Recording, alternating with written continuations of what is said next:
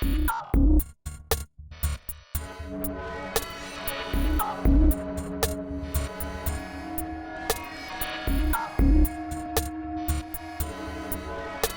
COP21 qui va se réunir à Paris à la fin du mois de novembre 2015 va traiter du changement climatique. Quand on dit changement climatique, c'est d'une part la réduction des émissions de gaz à effet de serre, ce qu'on appelle la mitigation, et puis d'autre part l'adaptation au changement climatique. Et dans l'adaptation au changement climatique, il y a évidemment la question de l'alimentation, comment on va faire pour nourrir plus de gens avec moins d'eau et avec plus de sécheresse. Et une des réponses qui est proposée par l'agrosemence, mais on comprend pourquoi, consiste à dire, eh bien, nous avons la réponse, c'est les pesticides et les OGM n'étant jamais que des éponges à pesticides.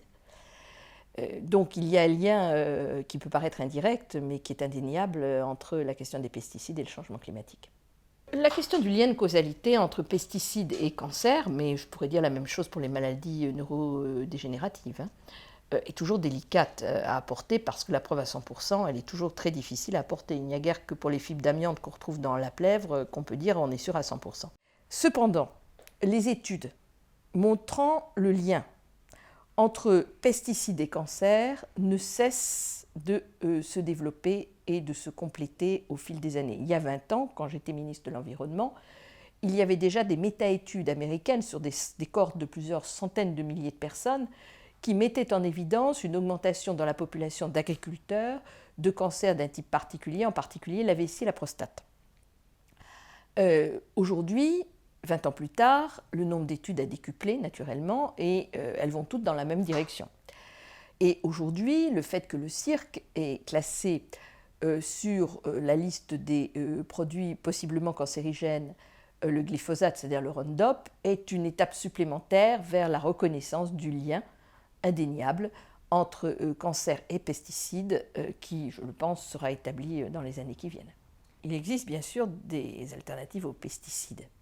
D'abord en réduisant considérablement leur usage. Et aujourd'hui, la technologie, je pense notamment au GPS, permet d'utiliser beaucoup moins de pesticides en prenant en compte simplement ce dont la plante et la terre ont besoin. Deuxièmement, il y a aussi la possibilité de ne plus utiliser de pesticides.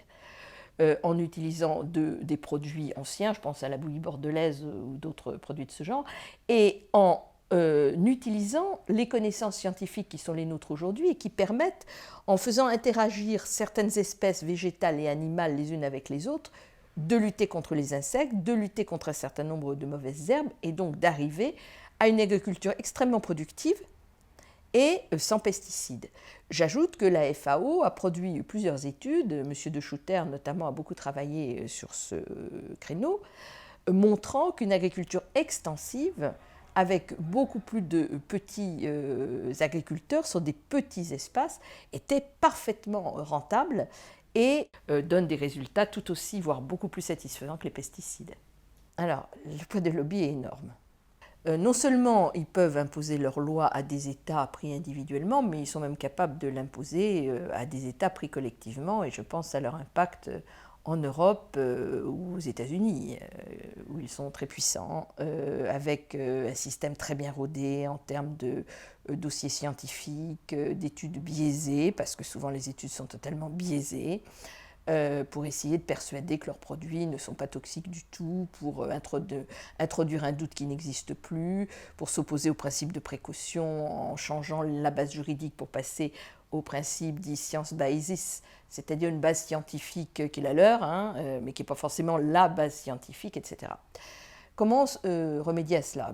Tout simplement en unissant les forces de tous les autres, c'est-à-dire de la société civile. Quand je dis société civile, je pense aux consommateurs, qui sont les clients de toutes ces entreprises et qui peuvent parfaitement ne plus acheter leurs produits. Et je pense aussi aux organisations non gouvernementales qui jouent d'abord un rôle très important en termes de connaissances scientifiques, parce qu'on a besoin d'autres connaissances que celles des industriels, et en termes de mobilisation des acteurs, ce qu'on appelle aujourd'hui les consommateurs, précisément pour faire pression sur les politiques et obliger ceux qui leur vendent les produits dont ils sont les clients à changer le type de produits qui leur sont proposés.